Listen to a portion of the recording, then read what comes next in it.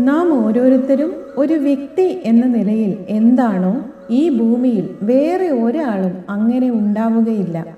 നമുക്ക് സ്വന്തമായി എന്തുണ്ട്, നമ്മൾ ആരാണ് എന്നതിൽ അഭിമാനം കൊള്ളാൻ നമ്മൾ പഠിക്കണം.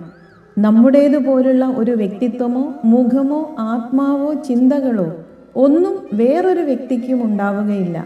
ഒരേപോലെയുള്ള കുറേ പേരുണ്ടാവുന്നതിനേക്കാൾ എല്ലാവരും വ്യത്യസ്തരായിരിക്കുമ്പോഴല്ലേ കൂടുതൽ ഭംഗി. അതിനാൽ സ്വന്തം വ്യക്തിത്വം ഒന്നിനു വേണ്ടിയും മാറ്റാതിരിക്കുക. ഒരു സാഹചര്യത്തിലും മറ്റുള്ളവരെ പോലെയാവാൻ ശ്രമിക്കാതിരിക്കുക. സ്വന്തമായ വ്യക്തിത്വത്തോടെ സ്വന്തം കഴിവുകളിലൂടെ മറ്റുള്ളവർക്ക് പ്രചോദനം നൽകുന്ന മാതൃകകളാവുന്ന രീതിയിൽ ജീവിക്കുക.